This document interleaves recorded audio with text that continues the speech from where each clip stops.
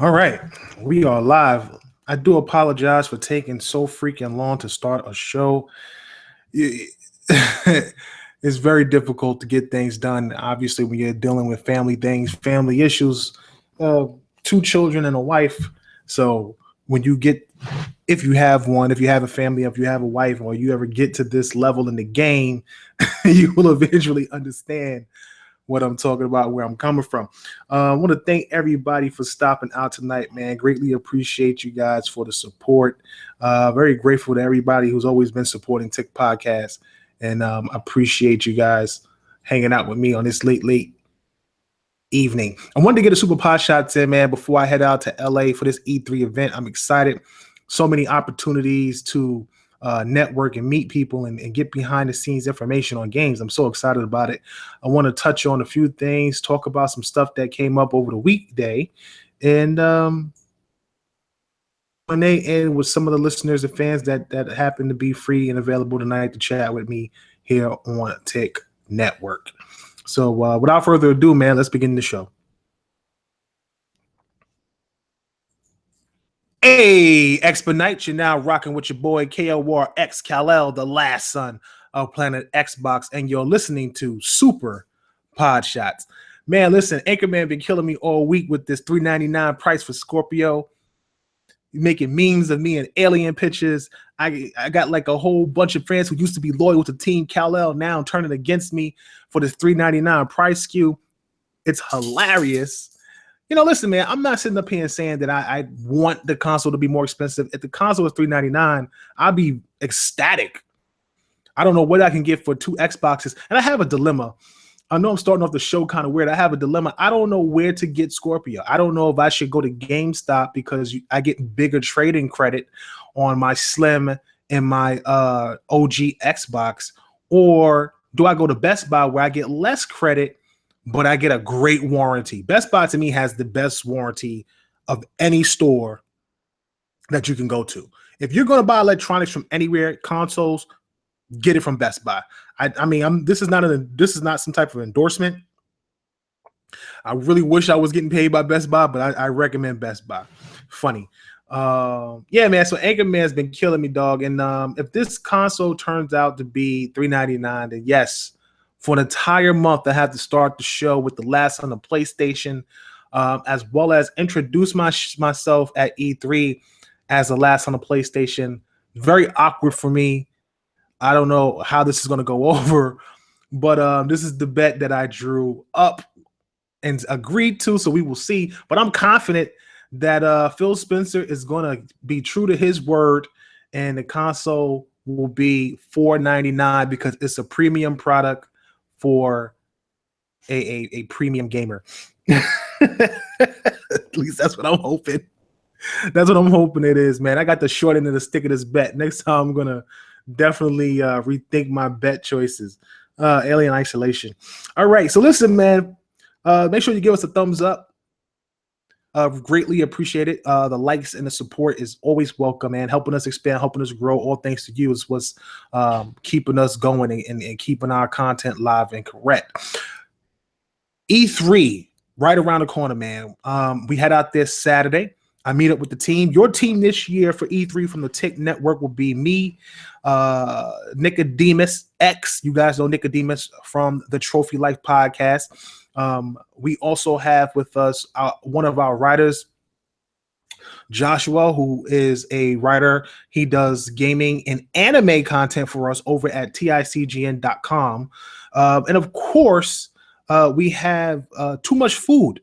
Too Much Food, if you don't know, is actually a team member of Tick for the TICGN, and he does Switch content as well as a few other things. He's a content provider for us, so we're excited to have him on board, and he's going to be doing some video work for us and stuff like that. So I'm definitely excited to get out there and check things out. I got an interview with Aaron Greenberg at 11 p.m. I think 11 to 11:30. I'm going to try to shoot that live, man. We got a private booth. This is so dope. I'm stepping my game up. I'm getting private interviews at E3, bro. This is big. You don't even understand how big this is for me. It took me 3 years, third time's a charm, but 3 years, and now We are doing it live, man. You know, hopefully I'm able to shoot that right across on the channel for you guys. I'm excited about that, and you guys can hear everything that Aaron has to say about Scorpio. And I'll definitely be looking out for Phil and trying to get either a written or a voice recorded interview with him as well. So definitely excited for the opportunity. With that being said, listen, E3 right around the corner, Sunday. First show is the Microsoft conference. You know, we had the predictions last week. Let me get comfortable. We had the predictions last week, and you know, I started to think about some of the things that Anchorman was saying on the show, and we talked about Bethesda, and I just got an email from E3 about their scheduled meetings. You know, it's kind of like, I want to say meetings, but it's kind of like you can, if the timing is right, there's an event and you can get behind the scenes on certain games. And as long as you show up at this time. And on that schedule, guess who's on there? Bethesda showing off a new IP. So this is big. This is getting big. This is getting crazy. I don't know what Bethesda has up their sleeve. I have the Microsoft conference first, which starts for us, I believe, at 3. What time does that start? 2 p.m.? Yeah, it starts at 2 p.m., I believe, on Pacific time or something like that. Something around that time. Not sure. But I definitely will be there on time. Get an opportunity to go into this conference ecstatic as always and see what they have to show and offer. Microsoft has to come out the gate swinging hard. You know, first and foremost, if they come out the gate, show off Scorpio. And my understanding is Scorpio is very small. This is a first.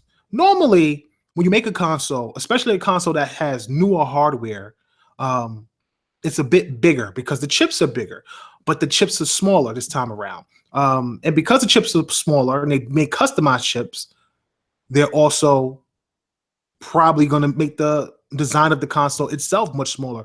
I don't know how small, but just based on what I've seen of the dev kit itself is damn near the same size as the Slim or smaller than that, which is just mind-boggling to me. So this console finally looks like it's going to come out. It's going to look good. It's going to be slim. It's going to be small. It's going to be ergonomical. I really feel like this is a very big thing for Microsoft going forward. A lot of people just don't agree with me on this. I tell them all the time, you know, in the States, and I want people to understand the States isn't the world. The States isn't the rest of the world. Okay. So in the States, we can deal with something like a larger console, a console that's big, a console that may not stand on its side. But when you go to other countries, third world countries, things like that, then you have to think about how their living spaces is much smaller, much tighter quarters. And having something so bulky that can take up a lot of room when you don't have the luxury of room in the first place is unappealing. And Sony for a very long time has been very appealing with their consoles being able to stand up or be slimmer than the Xbox. And that's just a credit to Sony as a, you know, hardware company who used to make Walkmans and Blu-ray players and VCRs and televisions and things like that. So because of that, they have a skill set when it comes to building good-looking hardware. PS3, original PS3, albeit wasn't the best. I think that might have been their worst console design. Wasn't a fan of it. But the PS3 Slim was actually pretty nice and decent. Microsoft seems to have figured out what they want to do with their console. People gravitate to the Slim, and it looks like they're going to gravitate towards Scorpio as well. You put all this power in this small box. Everything works the same as the original Xbox One Slim. My only gripe I have with the Slim is that it's not enough USB ports, especially if you're a Kinect user. I'm a Kinect user. So, you know, as somebody who uses Kinect, I have to say that not having an extra port is a bit kind of annoying because on the original Xbox, you had an additional port. So not having it is kind of frustrating for me because if you think about it, I have an external hard drive, right? I can't get a second external hard drive right now because that means that I would have to give up a port on my headset because I used to use Turtle Beaches, and the Turtle Beaches actually connect power-wise via USB, which takes up another port. So if you have anything that connects via optical and connects via USB at the same time, that's a port missing. So with with less ports, it's my only gripe, but that's minor. That's nothing big. I can deal with that. Microsoft's got to come out the gate swinging, man. I can't stress enough. They got to open up the show on a high note, show off the console, have the console on stage, old school it, reveal it to the world, let people take pictures of it, zoom in on it, put the price point up there immediately. That's how you start the buzz. Put the price point. If the price is $399, you put the price point up there. If the price point is $499, you don't put the price point up there yet. You talk about Scorpio if you want to early, and then you start showing off games, game after game after game after game after game after game. And then when you get to the end, you show the price point, because you got to sell the price point. You have to sell the price point. A lot of fans and a lot of Xbox guys I talk to on Twitter, feel like Microsoft wants to push Scorpio. They want to push this as the console everybody has to get. And I had a conversation with some guys on Twitter about that. And my thing was that in no instance has Microsoft ever come out and tried to push this console as the console to get. As a matter of fact, they're actually telling people to calm their expectations, because they don't expect it to outsell the Xbox One S. Why? The Xbox One S is a cheaper console. You're going to have the same games on it. So for the people out there who don't care for the power, care for 4K, care for the whole 4K DVR 60 frames per second situation, then you can pick up an Xbox One S console and still play those same games albeit at a lower resolution or lower graphic fidelity, or possibly even lower frame rate. But at the end of the day, you still get the opportunity to play that game on an Xbox One. It just won't be the Xbox One Scorpio.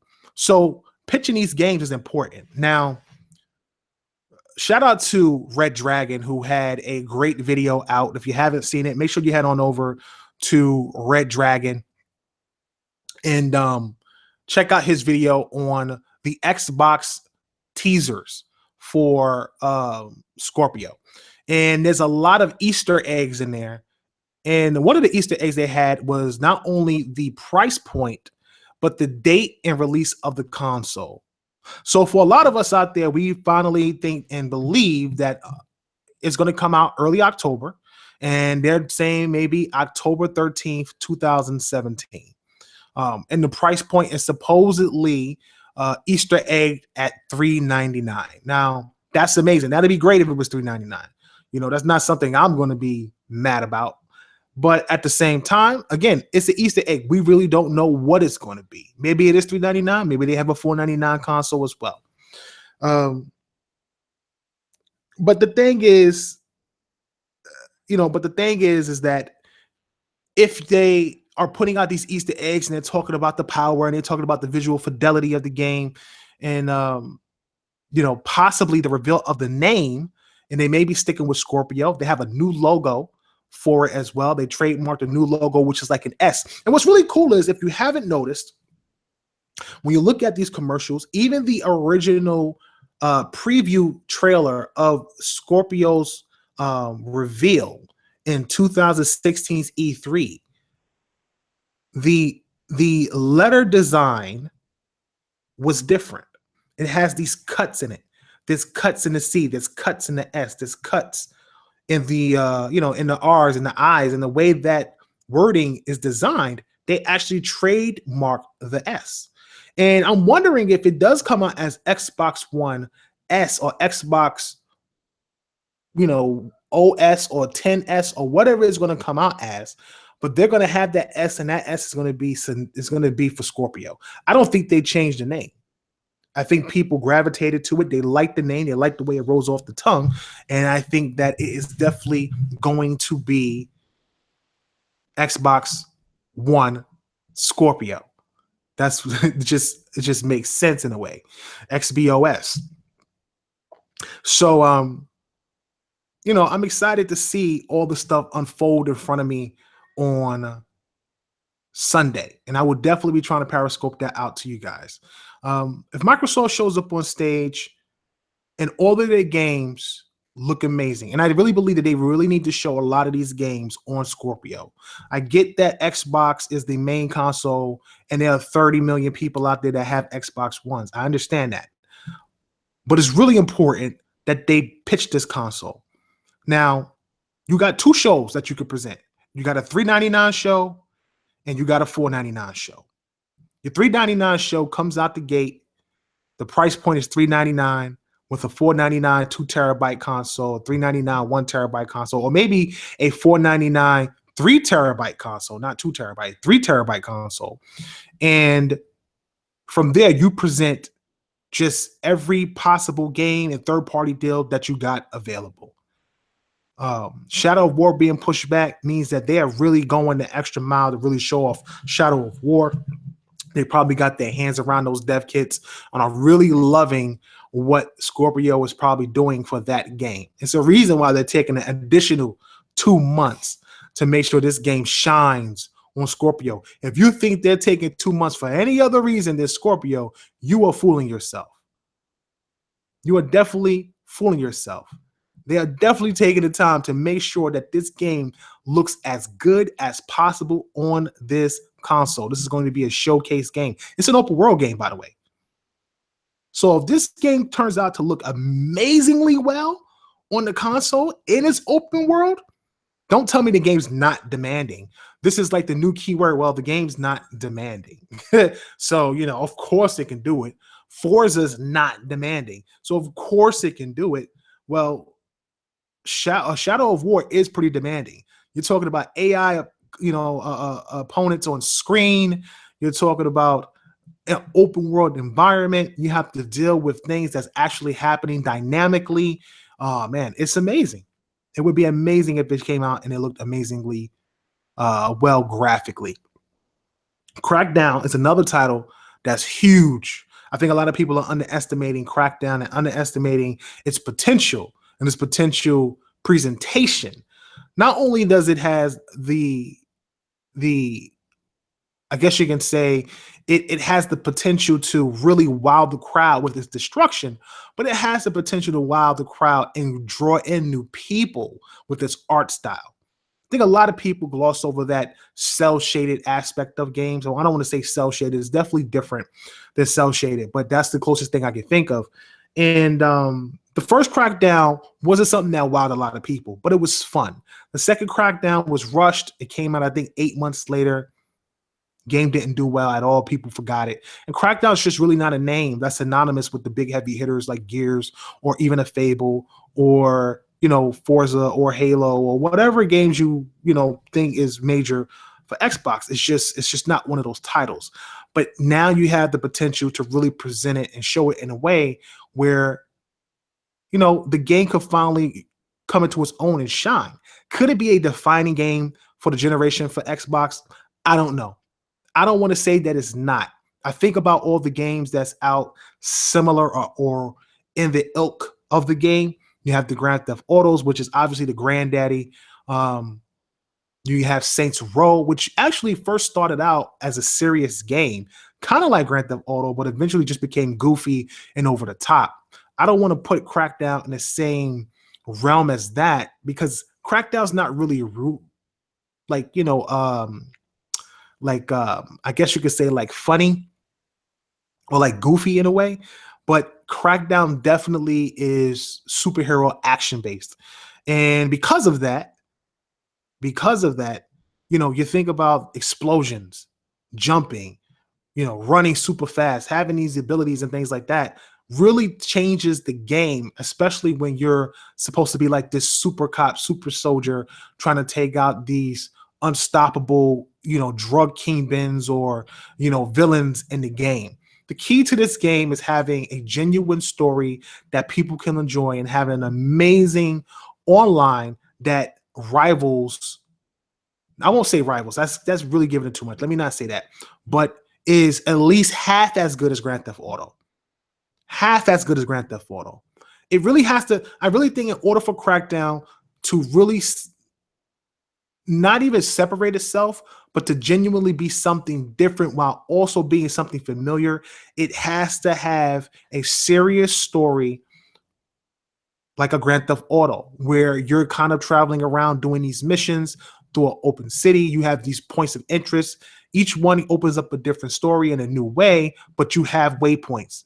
And you eventually are able to free roam if you want to. You can get orbs. You can level up your character, but you have a story. Your characters have a name. You're just not some random black dude or some random Indian guy or Latin guy or Asian guy or white guy that's just playing this character and running around just blowing things up and shooting people, not really getting any excitement out of it or true story out of it, other than just doing this mission complete, you get paid, or you get some orbs, or you level up. They really need to go in depth with this game. The multiplayer is the selling point because of the destruction and the cloud. Microsoft finally presenting the cloud after 3.5 years, things that most PlayStation fans laugh at us about, but most Xbox fans understand it takes time, understand that it takes bandwidth, understands that, yeah, it's going to take a while for that infrastructure to get to where it is. And now they're ready to present it. And hopefully it lives up to its expectation and doesn't flop like some things that do happen with Microsoft. It's really important Microsoft present this in a way that people can see exactly what it is as clear as day with no confusion. And if they do that, they may have something special on their hands. Now, the biggest news recently that came out, Ubisoft trademarked Splinter Cell. So there's a very strong possibility we may get Splinter Cell at Microsoft's E3. We've been rumoring this for months, weeks. We talked about how this could be big. Look, Splinter Cell has always been a graphical powerhouse, especially on the original Xbox. Very difficult game for its time on the OG Xbox. The later ones where they've kind of, I don't know how to describe it. The later ones like Conviction, which was great. Don't get me wrong, they're good games, but they kind of went more action-based. Whereas if you got caught, the game didn't reset itself, kind of like back in the day on the OG Xbox. It's, more third-party stealth action, I guess, trying to keep up with the likes of a Metal Gear Solid. They've trademarked a new Splinter Cell, and it's just called Splinter Cell. That's what they trademarked. Ubisoft trademarked it as. Now, if they show up at Microsoft's conference with Splinter Cell, I don't know if this is amazingly huge, but I think it's pretty big. I think it's pretty big, especially if it's possibly, if it's a marketing deal, that's fine. I think that most third parties, and I've said this before, I think most third parties should go third party. I don't see a reason why games should be exclusive to any, console manufacturer. However, I do understand business and those games sell. But Splinter Cell, being that it's already been multi-plat, it's not a new IP. I wouldn't want to take that from anybody. I wouldn't want to take that from the PlayStation fan base or the PC fan base, which I doubt they would anyway. But if it's timed, I don't mind that either. I'm not a fan of timed exclusivity. I really am not. But if that's the way Microsoft want to play it, then by all means do it. You have to compete. At this point in the game, there's no this is like a nice guy finished last type situation.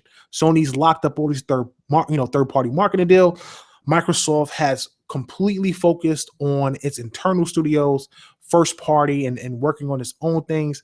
Phil Spencer came out and said he doesn't want to do third party stuff anymore. So it really makes me a bit I won't say concerned, but it kind of makes me worried that this game may actually be exclusive, being that he doesn't want to work with third parties in a way where it's timed or you're investing in, some type of marketing deal or whatever. And, you're not really benefit from it.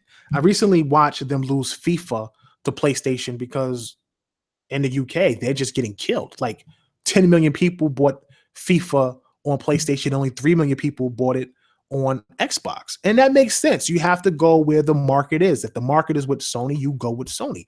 But Microsoft has to figure out a way to put that money into things that work for them and benefit for them in their base. And I think Splinter Cell, being a staple to the Xbox console, is the right place to put that money if you're going to go third party and if you're going to do an exclusive or timed exclusive deal. The only thing that could be better than that is Knights of the Old Republic or Jade Empire with BioWare.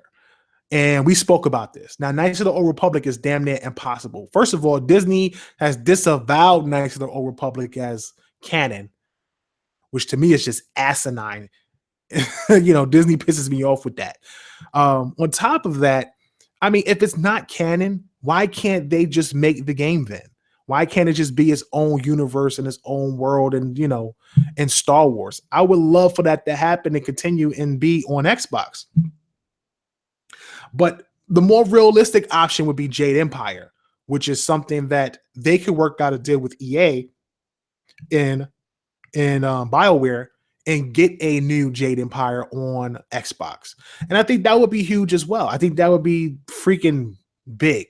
A lot of fans clamoring for it and stuff like that. So it'd be a very big deal if they showed up with Splinter Cell, a great looking Crackdown presentation, Scorpio at $399, and then have something from EA or BioWare or Bethesda, which is, kind of like the icing on the cake at this point.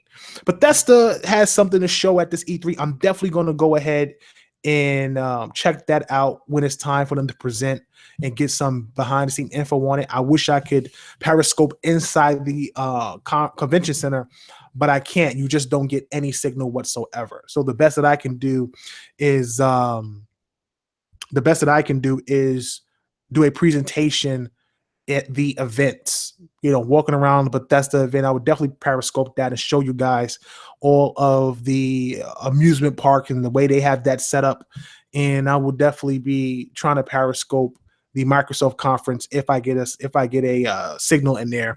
And I definitely want to be able to Periscope my face or Anchor's face when that price drop. That's going to be hilarious. That's going to be classic. You know what I'm saying? That's going to be classic, especially if it's $4.99. Oh my God. I would love just to see, the crow. I got a bottle of Louisiana hot sauce just for that, a knife and a fork for that. Oh my God. It'd be so much crow he'd have to eat. You have no idea the stuff this guy's putting me through on a regular basis is actually annoying at this point. But regardless, they have to come out hot. And I think starting out that way is big. You go on, you show Sea of Thieves. Sea of Thieves doesn't come out this year. I'm sticking to that. Sea of Thieves will release in 2018, spring of 2018. That will be the date. That will be one of the games that they will set off 2018 with. They'll start to show games coming out in 2018. Splinter Cell may be a 2018 game. That's not to say that it's coming out this year. It could be a game that's coming out next year, 2018. They need to be able to show their future. But they can't go so far that they end up with a Fable or Scalebound again. These games need to be guaranteed to come out. And it needs to be something that appeals to as many people as possible. They need diversity. They have diversity, but they need diversity. I know that doesn't make a lot of sense. I don't make a lot of sense, but they need diversity. And Scalebound was a game that was diverse. A lot of people were into the game. We felt that it needed to be fixed. There's obviously a lot of things that was wrong with the presentation of the game, but for whatever reason, didn't come out, didn't work out. So now they've moved on. If Miss Walker shows up on stage, I'm losing my mind. I don't care what anybody says. I'm losing my mind. I don't know what Miss Walker is going to present. It's a possibility they may not. But if they show a new Lost Odyssey or a new IP, huge on Microsoft stage, Microsoft needs to come out and show some craziness. They come out with Miss Walker and turn around and Sega comes out with something. Man. Listen, don't let Xbox guys try to fool you and tell you they don't care about these Japanese games. There's a great demographic of us out there that love Japanese games. People act like we didn't grow up on Super Nintendo and Genesis and PlayStation. Yeah, we had Xboxes, but don't act like we didn't grow up on Japanese games. Now all of a sudden we're going to shun them. Makes no sense whatsoever. If you don't like JRPGs, that's one thing. But Japanese people and Japanese developers do make some pretty awesome games. They're not as mainstream as they used to be, but that doesn't mean they aren't good. So let's not knock them. So I really think that if Miss Walker comes out on stage and then Sega comes out on stage behind them, or Sega comes out stage first, and Miss Walker comes out, bruh. What? What? That'd be huge. That'd be huge. That'd be huge. That'd be huge. I don't know what they will present. I would hope it's something that people are interested in. It doesn't have to be a Sega IP. It could be a new IP. But whatever it is, I just hope it's good. I hope it's new Sega, not old Sega. This old Sega hasn't been pumping out a lot of great content. But this new Sega, the direction it's on they're trying to go has really changed the direction that they've been going, and they've reinvested in their own studios and stuff like that. So we'll see what they have to show and present, and I'm excited for that. There's a game coming out on Xbox, PC, and PlayStation called what is it? I don't even know why I brought it up, and then I don't have the name. I do apologize about that. It's called something like, not Defenders of the Earth or Defenders of something. It's a shooter, and this game is supposed to be showcasing Scorpio in 4K. I got the email for that. That looks exciting. I mean, it looks really good. I don't want to say it's Microsoft's Lawbreakers. I haven't played the game. I don't even know what it looks like, but it's definitely a shooter. It reminds me of Lawbreakers based on some of the imagery that I've seen. We'll have to see what it pans out to be. But man, another game coming out at 4K would be huge for them, and I hope that they're able to show it on stage. Idea Xbox is definitely going to show up. And Idea Xbox needs to drop some damn games. Every game that was supposed to come out from 2014 and 15 needs to come out now. There's just no there's no reason why we're still waiting for Below. We're still waiting for Cuphead. We're still waiting for Ashen. Is a really great game that is coming to the preview program, and I had an interview with him a while ago. His name is Seth, and the name of the game is called a Mouse Tale. So check that out. That's in our that's on our red carpet interview section. A Mouse's Tale. That's going to be hitting preview program. The cool thing about this game is you play a mouse, which is really dope, and you stand up on your hind legs and stuff like that. And you're in I guess you could say, a dungeon crawling world. Think of, oh man, how can I describe this? Think of,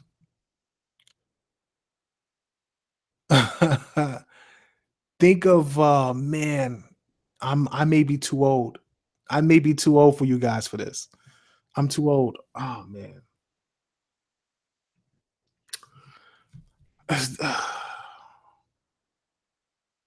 I can't even. I'm going through all these old cartoons that have these animals from when I was a kid, like Fern Gully and American Tail and Nims. I forget what's it called, Nims something. But it's not like that. But what you do is you play a mouse, and it's like in a medieval setting, and these rats are trying to kill you, and you don't have a weapon. You don't use any weapons. You have to use your wit and your skill to survive. This game is sick. Graphically, it's super impressive. There's like giant hermit crabs you have to battle. There's cats in the game. You actually ride a cat as a mount, which is pretty dope. And you travel through these caverns, and as a mouse, you have to duck, hide, and survive to get out of the castle or the kingdom or the keep or whatever it is. It's really cool, man. Check it out. You don't want to miss this game. You don't want to miss this game. It looks impressive, and I'm glad that it's coming to preview. And in all honesty, once again, your boy Tick Podcast, your boy Kal-El, helped get this game on the preview program. And I'm gonna tell you how I helped get this game on the preview program. When I had Seth on the show talking to him about this game, he didn't even know what the preview program was. All he knew about was Steam. He didn't even know Xbox had a preview program until we brought it up. And boom, early access on Xbox One first. You don't listen, your boy be working for you. Your boy be working for the Xbox community, bringing games to the Xbox that people don't even realize. The Lost Pisces is coming. Lost Pisces, man, if you haven't seen this game just looks gorgeous and more gorgeous the more I see it. Interview with those guys as well. That's on the red carpet. It's a mix of Shadow of the Colossus, tower defense, and oh man, it was mix of Shadow of the Colossus, tower defense, and something else. What you do in this game, which is just badass, is I'm sorry, not a Mouse of a Tale. It's a Ghost of a Tale. Apologies. It's a Ghost of a Tale. Check that out. It's a Ghost of a Tale. And on our red carpet section, in our video playlist section, on the red carpet, look up a Ghost of a Tale. Watch that video. Listen to our interview. Great. We helped bring that game to preview. I'm telling you, he didn't know about it. With the Lost Pisces, we did an interview with them. Got them hooked up with Chris Chawler prior to even getting an interview with them, even meeting them.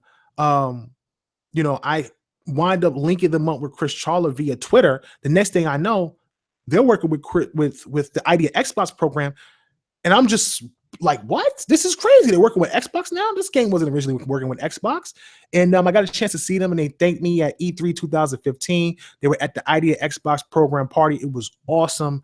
And just seeing the evolution of this game go from what it was 2 years ago to what it is now is crazy. And the character you play is Pisces, I believe you play Pisces, or you play as another character.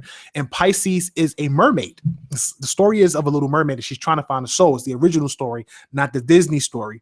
And what winds up happening is she's trying to find a soul. And in this world, you fight the other zodiac signs, but they're all giant mecha robots. Telling you right now, this game is about to be so sick. And you're trying to help her find her soul. She's the Pisces sign, and before you battle each mecha robot, and I mean like Shadow Colossus type mecha robots, you build a defense, and you have to get parts throughout the world to fight them. When you see this game graphically, for an indie game, super impressive. These guys have been working super hard, man.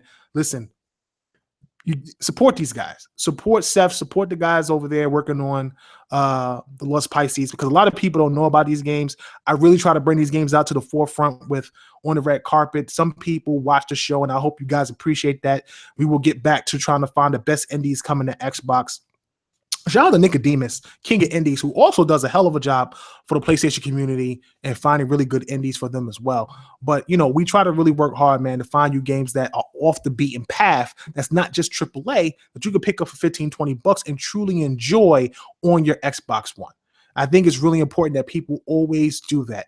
I played, oh my God. What's the name of the game by Heart Machine?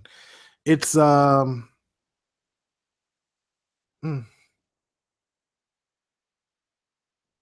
of my tongue, can't remember it. I'm getting old or I just can't keep up. I have so many games I can't keep up with names nowadays. But played this amazing RPG, 16-bit, damn near 8-bit, honestly. And what was really cool about the game was there was literally no dialogue in the game. No dialogue whatsoever. There were no voices. There was no direction. It was so old school and so Zelda-ish. You really just had to figure these things out. But he told the story in sets of images. He would give you these kind of like, 3 image layers. One minute the guy is standing there and he's bleeding out. The next minute he's pointing in a direction. The next minute he's dead and you feel bad. And you had to interpret that in the game. There's no voice acting in this. You just had to watch that and interpret it. It was amazing. It made you think. It made you really get back to what gaming was. It wasn't always about, oh, well, this is, do you need help? Go this way. It wasn't one of those things. You had to use your brain. Games nowadays don't help you use your brain. You don't get to what you used to do growing up as a kid, where games were actually difficult. Everything's so easy to beat nowadays that it just becomes, like child's play. But yeah, man, it's pretty awesome, man. It's pretty awesome. And that was a really, really awesome game. Hyper Light Drifter. That's the name of the game. Hyper Light Drifter. Make sure you guys check out Hyper Light Drifter. If you haven't seen it, check it out. I got a chance to chat with Alex, who runs Heart Machine, and Alex told me to hit him up next year in 2017 because he's got a new game coming to Xbox. So I'm excited about that as well, and I can't wait to get my hands on that because I thought Hyper Light Drifter was amazing. The soundtrack was amazing. It was a great game, awesome game. So listen, let's talk about these Xbox games. It's really important Microsoft have a great 2017 to finish out the year in a strong 2018. 2018 is all it's got to be about Scorpio. We already know what we got in 2017. I really doubt we have anything bigger or newer than what we're expecting, unless it's Bethesda's new IP, maybe a surprise title. But I really think a lot of big games that's coming out will be 2018 releases. Like a lot of games dedicated, built on Scorpio will be 2018 releases. That gives devs a year and some change on their belt, especially with the new dev kits and the updated OS and stuff like that. And the updated APU. So I just really think they'll be able to work on those games or at least optimize what they already have and release some big titles next year. Microsoft needs to open up Rare. Like they gave Killer Instinct initially to Double Helix and then turned around and gave the game to Iron Galaxy. They need to do that more often. They really do. People don't realize how many IPs Microsoft actually owns. And it's no disrespect to the PlayStation fans, but I've seen a PlayStation fan come out and talk about Microsoft's history from the OG Xbox and how they don't have a lot of classics. They don't have a lot of classic games. And the reason why that was brought up was because we did an article recently where I got a chance to chat with the developers, Code Mystic, who worked on Phantom Dust. And they had put out a tweet and asked, what's the next game you would like for us to work on from the OG Xbox? That was impressive to me as a tweet, because that means they are going to be working on more of these OG games. I honestly would prefer just a reboot. I really do. Listen, I'm gonna keep it 100 with you. I'm an Xbox fan through and through. I'm not playing no OG Xbox games. I didn't pick up Voodoo Vince, and I downloaded Phantom Dust, but I haven't even touched it yet. And I'm just keeping it 100. I'm just keeping it real. I'm not playing OG Xbox games. Now, if it's Knights of the Old Republic, there's certain rules I would have been for. There's certain rules I would have been to play. Knights of the Old Republic, Jade Empire, sure. But most OG Xbox games I don't play unless they're remastered, remade, or rebooted. So I want to pass on those games. But I do think about some of the classics that they did have that I really enjoyed, that if they brought back, fixed them, especially Advent Rising. If you haven't heard of Advent Rising, look this game up.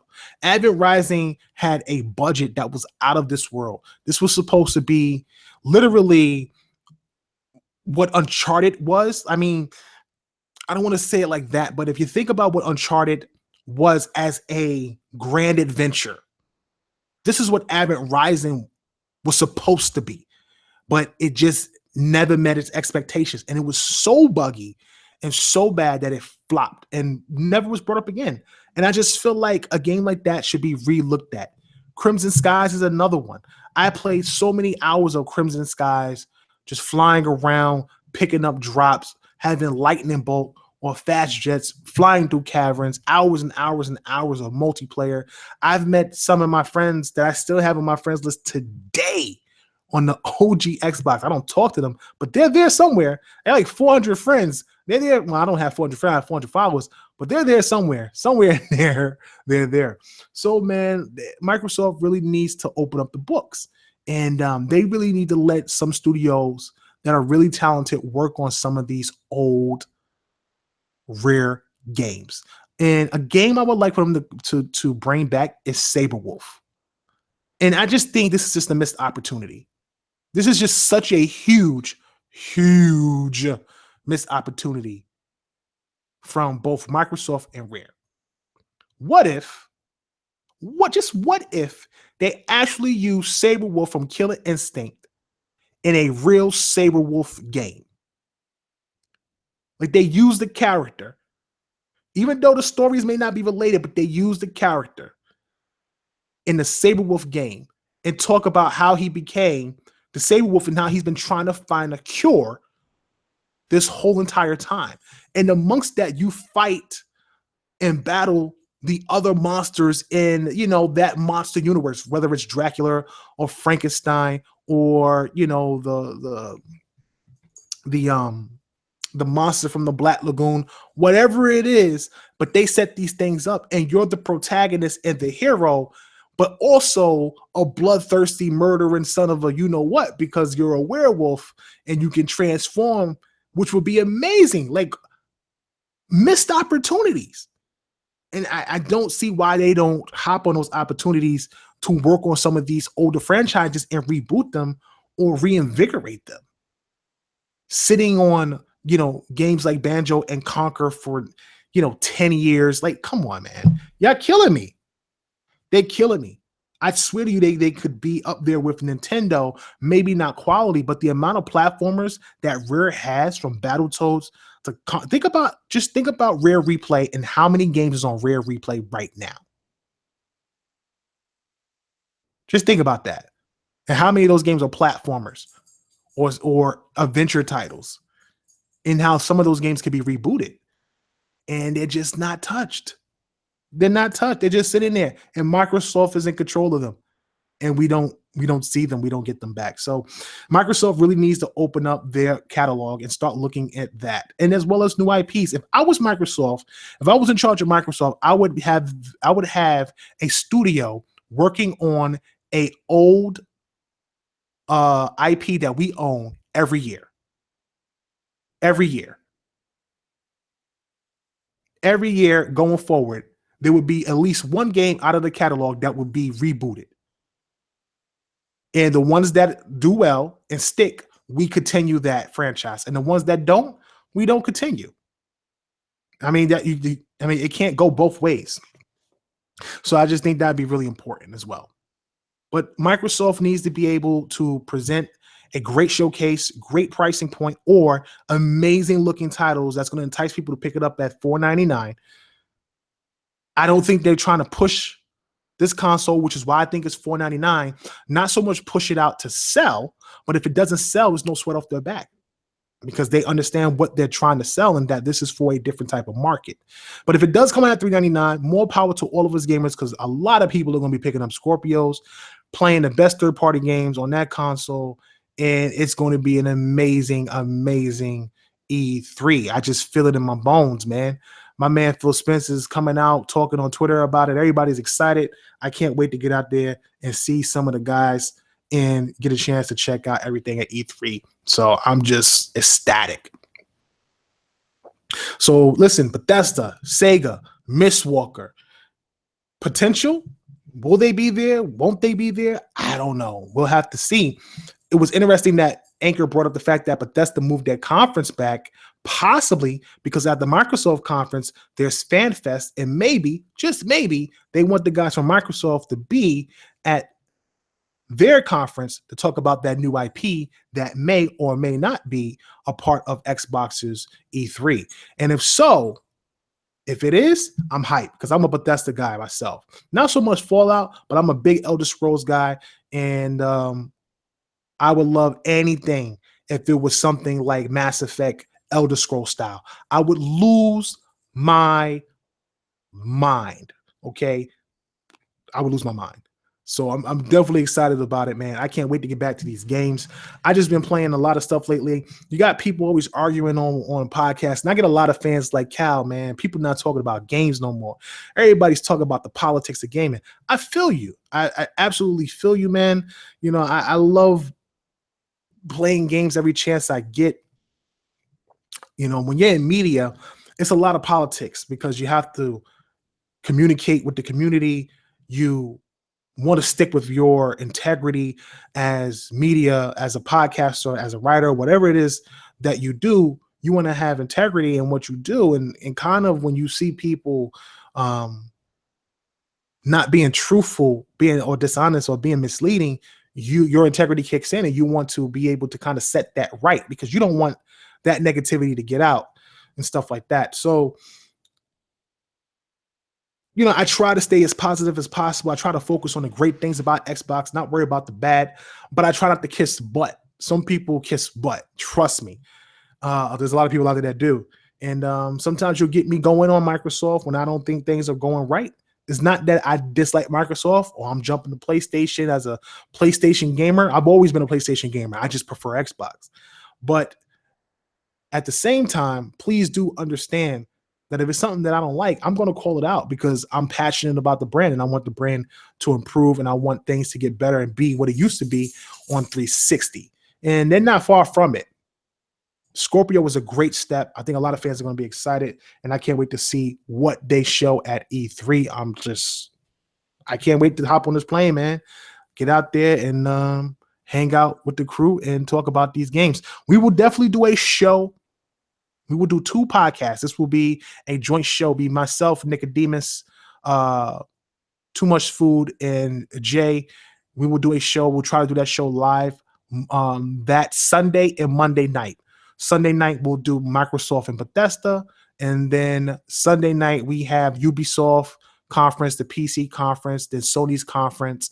And we'll try to cover all those, as well as we got access into EA Play. So we'll get a chance to play the new Madden, which I heard is actually on the Frostbite engine. I'm actually, because I'm in Orlando, when I get out there, I'm going to network with the EA guys, and I'm going to try to get exclusive. This is going to be so crazy. I'm going to work my ass off. I'm going to try to get exclusive info and video on the next Madden 2018, if it's possible, because I'm right here. I'm not that far from Orlando. I'm literally a few miles out from Orlando, and EA Tiburon, where they make Madden, is in Orlando. So I'm going to network those guys, see if I can set up some type of interview to go up there and get behind the scenes at EA and put this thing up on YouTube. If you're not a football fan, that's your loss, man. Football is the greatest sport in the world, in my opinion, especially as an ex-football player. So I love football. But I would just love to get in there and just to see what it's like, man. It'd be crazy to do that. So I'll definitely be working towards that. And, Microsoft,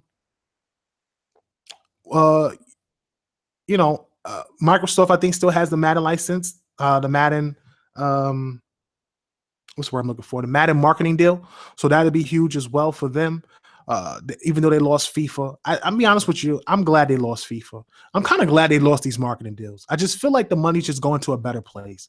I know a lot of Xbox fans don't feel that way, but I really feel like it's just going to a better place, and we'll see what unfolds over the next couple of months. I don't want people to put everything in one basket too. Please don't do that. Don't just put it into E3. Keep in mind, Microsoft will be at Gamescom. Microsoft will be at the Tokyo Game Show. You still have 2 conferences that you have to see what Microsoft is going to present.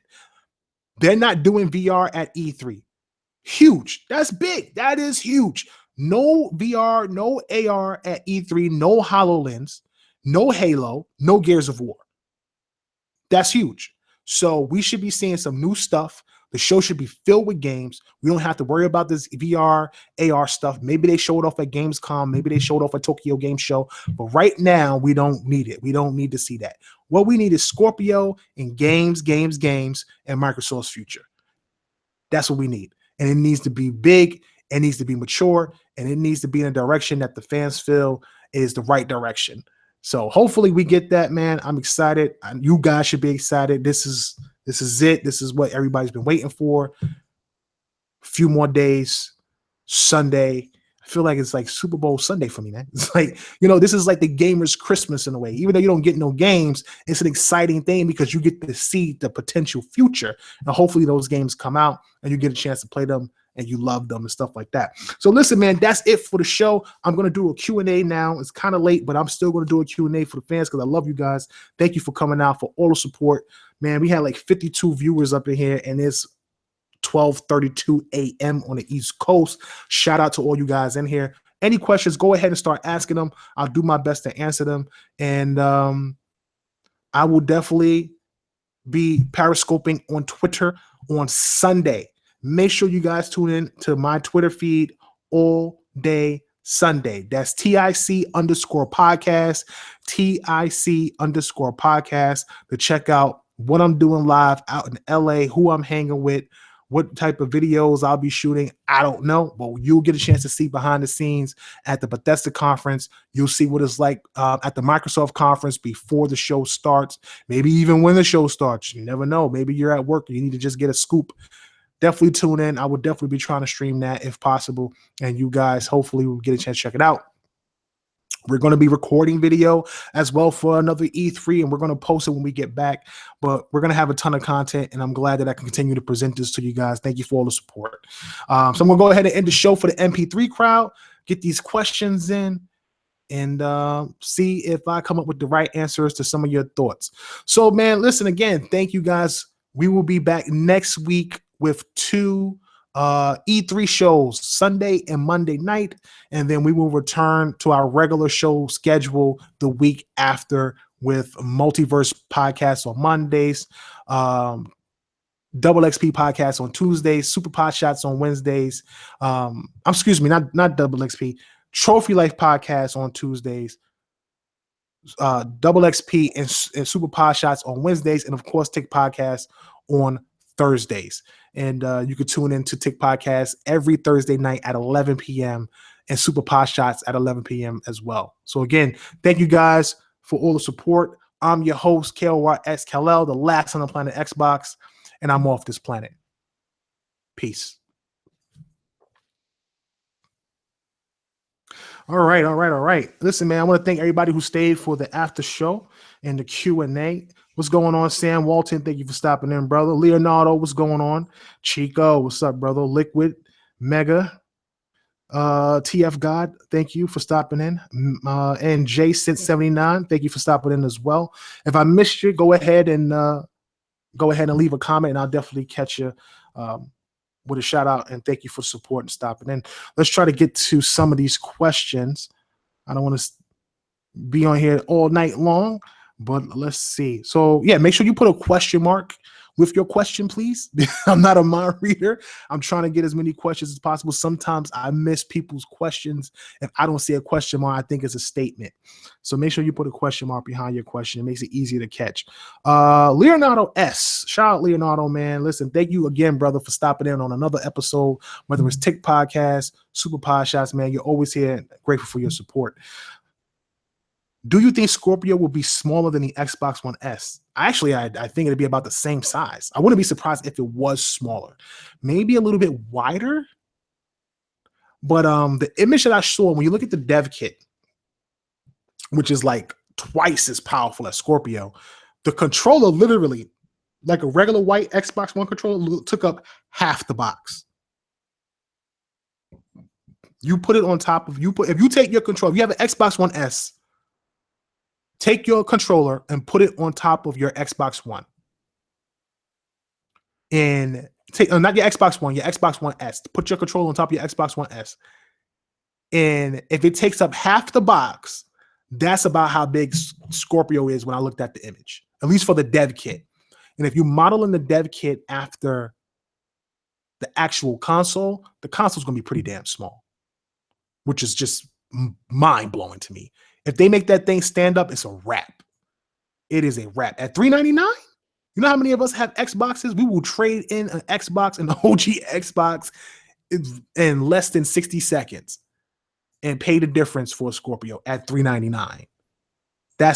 Dude, I'm just thinking about that. If I was able to trade in my OG Xbox for, let's say, 90 or 99 bucks at GameStop, and my Xbox One Slim for 120, that's about 220 that I just took off an Scorpio at $399. If I have $400, bro, just set aside for Scorpio. If I have $400, just set aside for Scorpio. Not only am I paying half that, I have a ton of money left over to buy a ton of games, an Elite controller, whatever it is. Man, listen.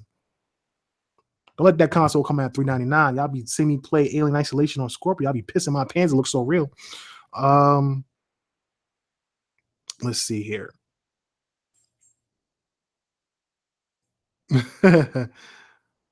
Let's see.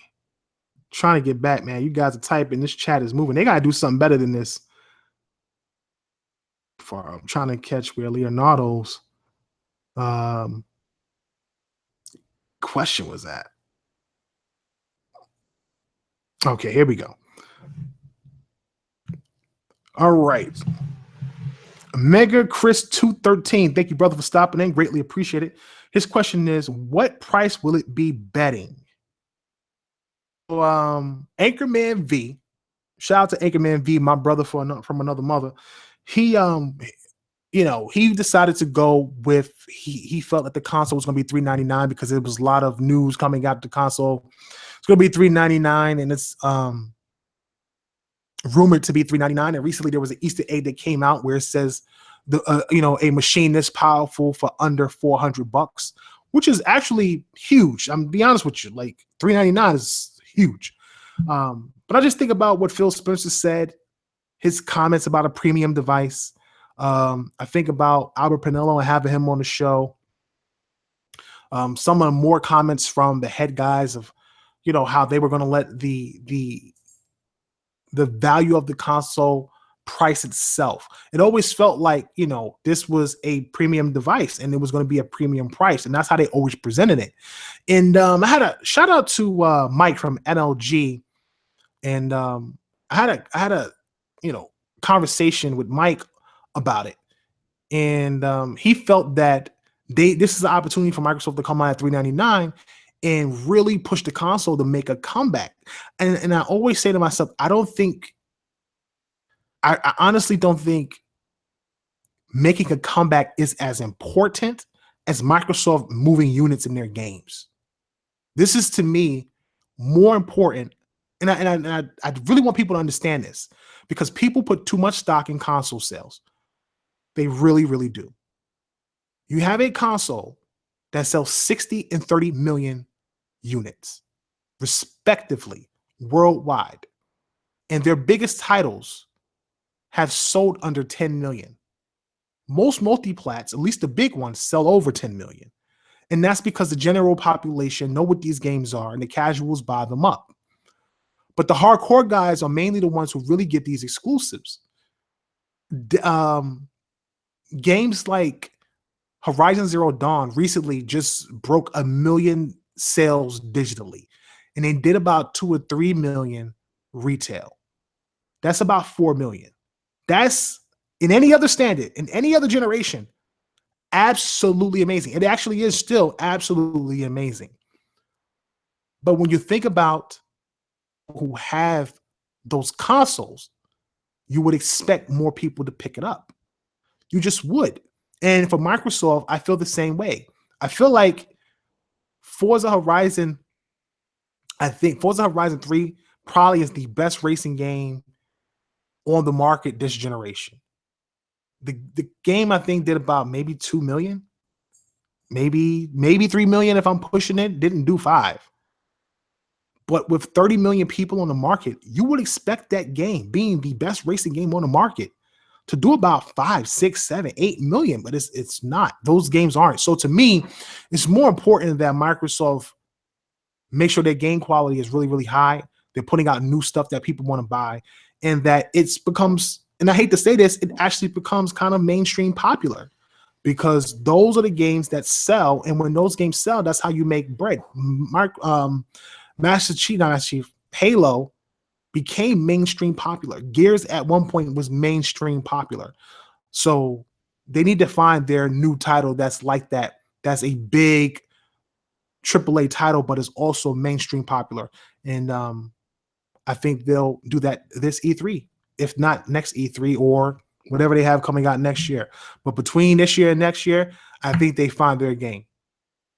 I really think Phil really has changed the direction that they want to go and really trying to invest in first party.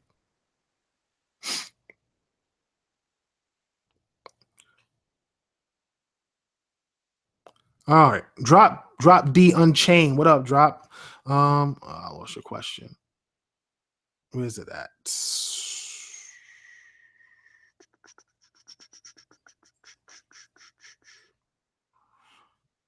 Man, you guys asked a lot of questions. Okay, here we go. Drop D Unchained asks, do you think we'll see how this Sega Microsoft partnership will affect Xbox lineup going forward as soon as this Sunday? Listen, I don't know. I really don't know what Sega has with Microsoft. It could be nothing. I don't want people to get their hopes up. I just wanted to bring up that Microsoft and Sega had a partnership and they were working together. I would truly hope that it is something and not just them working with a studio that's a part of Sega, which made Halo Wars 2. I truly hope that they're working with Sega again, and that whatever issues that they had in the past because of losing Peter Moore, who was really a big proponent of Microsoft and Sega working together in the first place. I truly hope that they can rekindle that, and Phil Spencer has been able to rekindle that, and they can get back to what the original Xbox was, which in my opinion was the spiritual successor to Dreamcast. And if you had a Dreamcast, you appreciated Dreamcast for everything that it did and everything that it brought to gaming. It truly was innovative, very innovative, way more innovative than PlayStation 2. Way more innovative than PlayStation 2. PlayStation 2 had a ton of amazing games, and its library was unrivaled. But the Dreamcast, way more innovative.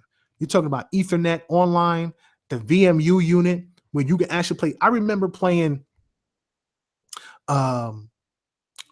Skies of Arcadia and taking that VMU unit with me and having a little mini game on the VMU unit, playing it, getting little prizes and stuff, and then taking it, popping it back into the controller, getting home, loading the game up, and getting my rewards from playing the mini game. New armor, new swords, new weapons. It was fantastic. It was ahead of its time. Ahead of its time. I remember Seaman. I waited all night to play Seaman. Worst game I ever bought. Damn thing didn't work, but it was innovative. They tried. They really did try. So my hat goes off to Sega and Dreamcast, and I truly hope Sega and Microsoft are working on a project. I would be very happy for that, man. Hey, Foul Davigan, thank you, man, for stopping in. Greatly appreciate your support. Foul asks, what would you do if Phil came on stage with a sick dance? With a sick dance by holding a Scorpio. A sick dance by holding a Scorpio. I wouldn't do anything. I'd be like, I hope he got some rhythm. That's what I would hope. Jesus. Phil, don't dance.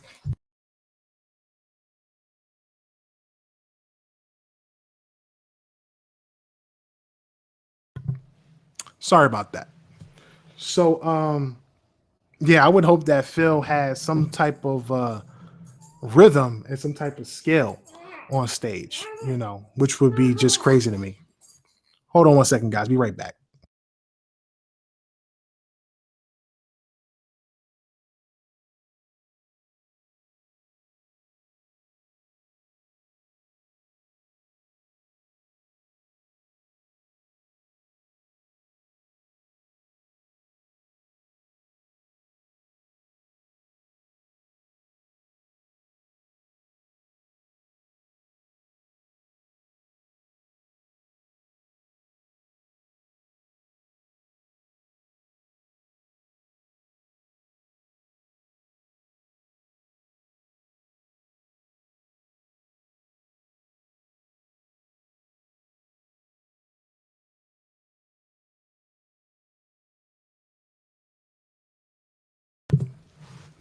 Apologies. Yep. So, moving on.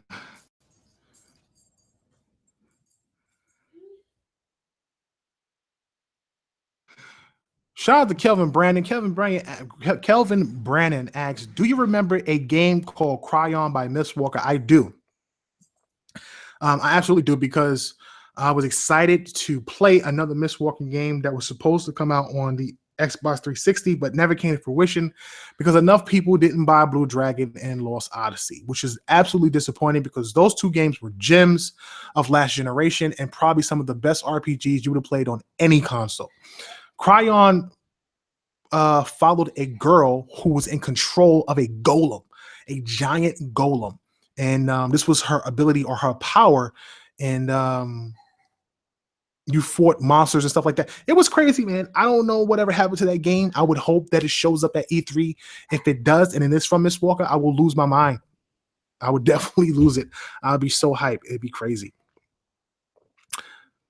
Liquid Aram. Hey, Liquid, what's up, brother? Thank you for stopping in. Liquid asks, hey, Cal, do you think Xbox needs more single-player, cinematic, action, story-based games, creating memorable characters like Halo, Gears, Last of Us, Uncharted, etc.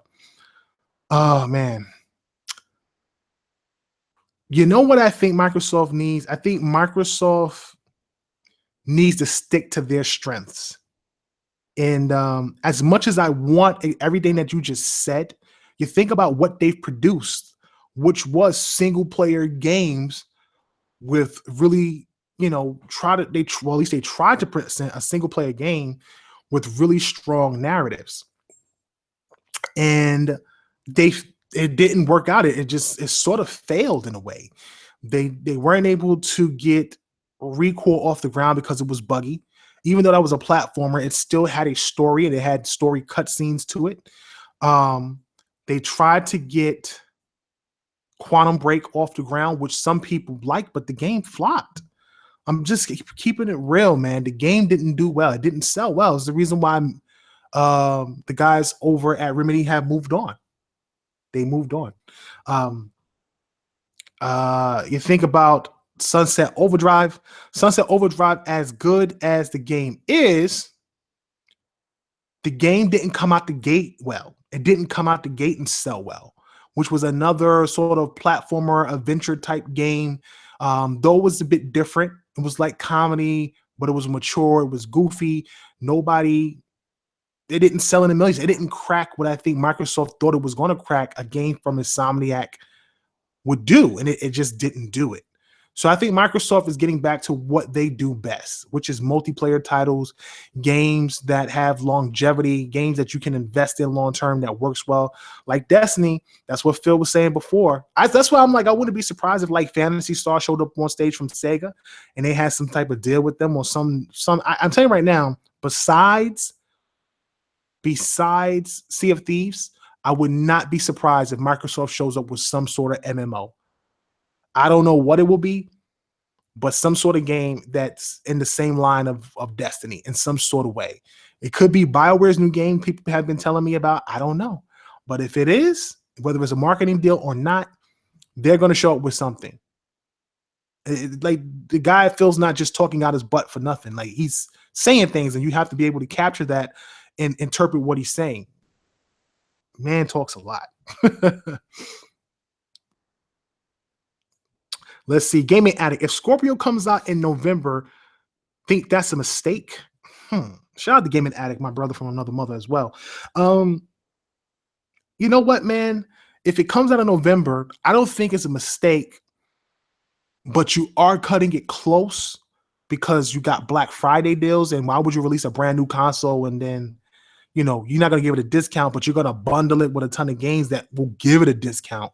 I would let the console come out early in the month of October. Hopefully it's October 13th.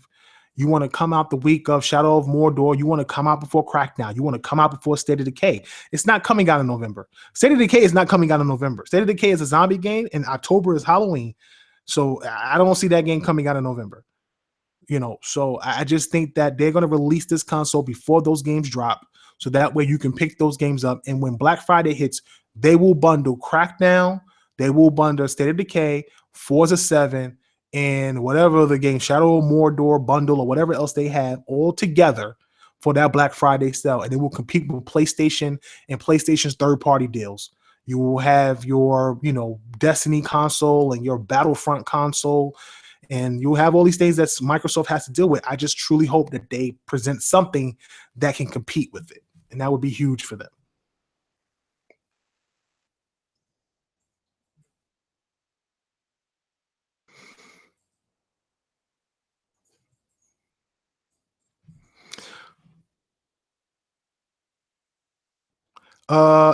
Upper Echelon Gaming. Shout out to Upper Echelon. Appreciate you, brother, stopping in.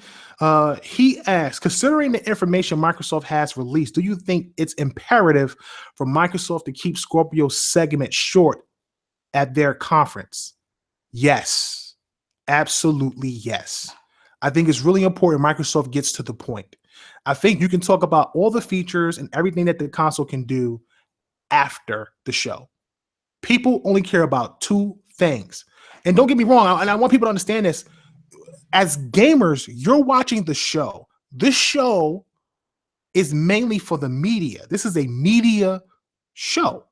Like, I think people tend to forget that. They think it's a show that Microsoft is showing for the fans, but it's not. It's a media show. It's for the media to come, get information, and report on it. But you're supposed to wow the media. They just happen to televise it. So when they show it, I truly believe that what they need to be able to do is keep it short and to the point.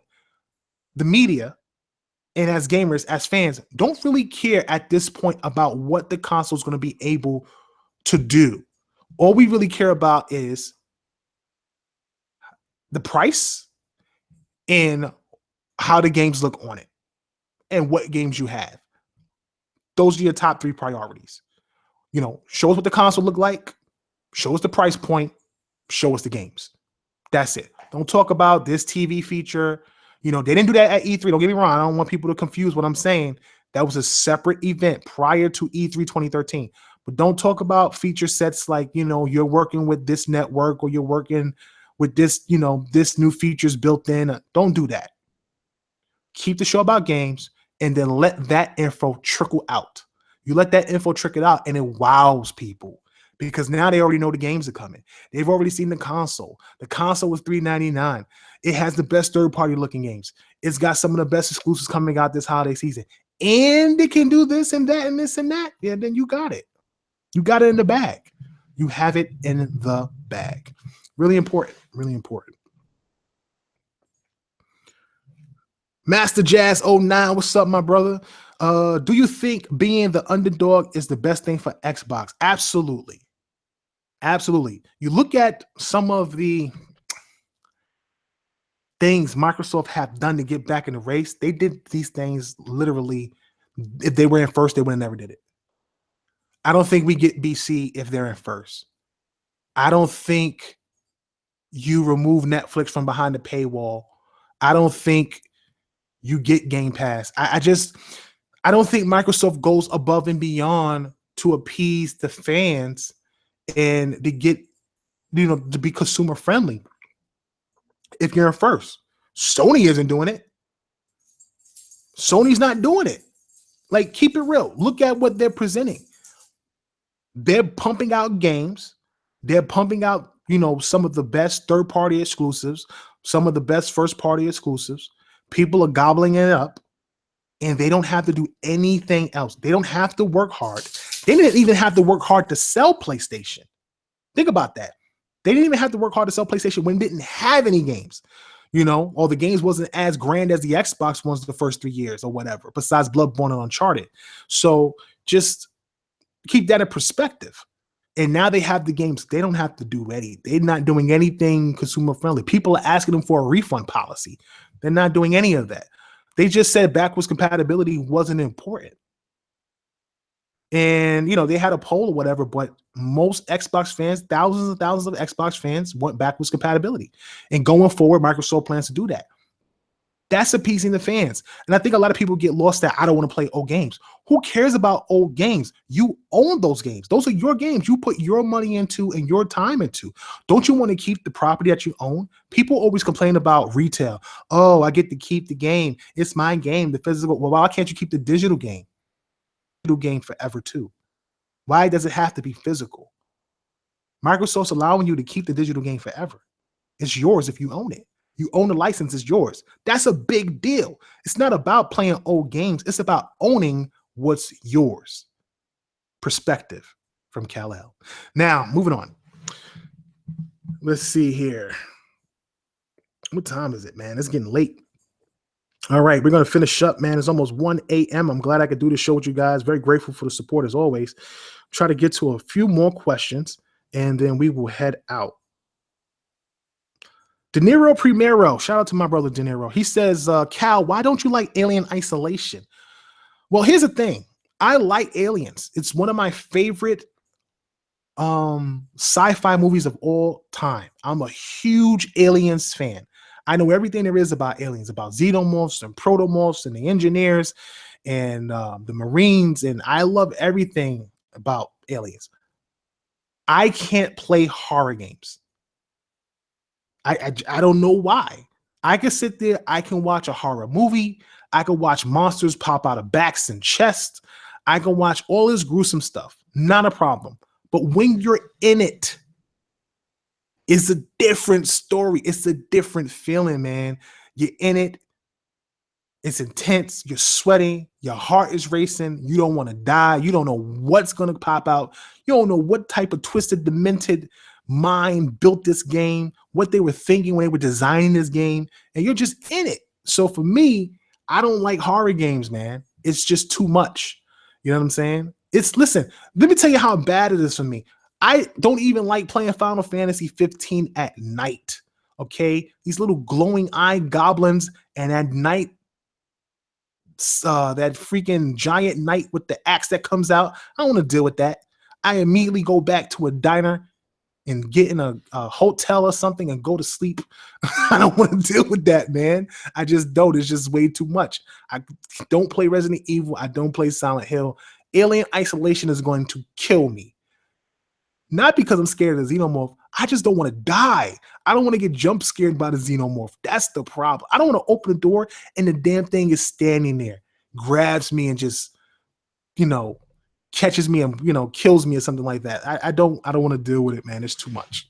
Can't. I just can't. That's why he chose that game. And that's why Anchorman is a bastard. And you will not be hearing any shows from him for the next 6 months. All right. Oh, man.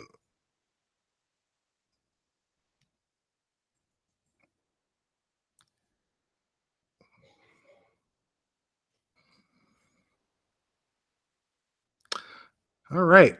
Well, that's it, man. That's all the questions for the show, it looks like. I want to thank everybody for stopping out once again. Man, it's been fun. Great night. Great talking with everybody. Make sure you guys go out and support ticgn.com. We are definitely working on making sure that is as accessible as possible. We plan to one day get an app out for you guys so you can just plug it in on your phone or look at it from Xbox. It's something that we're working towards. We are going to be releasing our merch this summer. We're working hard towards getting the artwork done for that. So you guys who want to support us financially and want to pick up some gear from Tick, you'll be able to do that and rock some Tick gear. And it's not just going to be some, logos or whatever. We're going to have some real stuff, some real gaming stuff for you guys. So we're working towards that as well. Again, I want to thank everybody for staying with me on this late night. 46 people watch right now. Amazing turnout. Very grateful for the support as always. Make sure you tune in on TIC_podcast on Twitter on Sunday and Monday. I will definitely tweet out what time I'm going to be periscoping so that way you guys can see what's going on with me in LA and who I'm hanging out with, who I'm talking to. And make sure that you guys are up Wednesday at 11 p.m. Is it p.m.? a.m.? 11 a.m.? 11 a.m. Make sure you're up on Wednesday, E3 at 11 a.m. tuned in to the Tick Podcast channel. I don't know if I'll be able to stream it live, but if I can, I will tweet it out first, and then I will stream it out on YouTube, my interview with Aaron Greenberg about Scorpio and everything that happened at the Xbox conference. I'm so excited to finally have a one-on-one. I feel like a real journalist. Like, you have no idea how big this is to me because, they got us. We have our own private area. I'm in a media room. I'm not on the showroom floor. Like, this is a big deal, man. We really are doing our damn thing over at TICGN and Tick Network, man. So grateful for the support as always. Glad we can continue to bring positive Xbox, PlayStation, Nintendo, video game, and movie content to you on a regular basis. And make sure you guys continue to rock with us and share us out, man. Help the channel grow. If you want this network to continue to be a great place for you guys, man, make sure you help it grow so that way we can reach more people and cut out all the nonsense that's out there that you don't agree with. Again, so listen, once again, I want to thank you guys for stopping out. Make sure you check out TICGN and make sure you stick with Tick Network. Go ahead, subscribe, like, and share. And I will see you guys at E3. You guys have a great night. I'm your host, KORX Kal-El, the last son of Planet Xbox, possibly until next month. This console comes out at $399. Oh, this sucks so much. Please be $499. I could afford it. I can afford it. And I'm off this planet. You guys have a great night.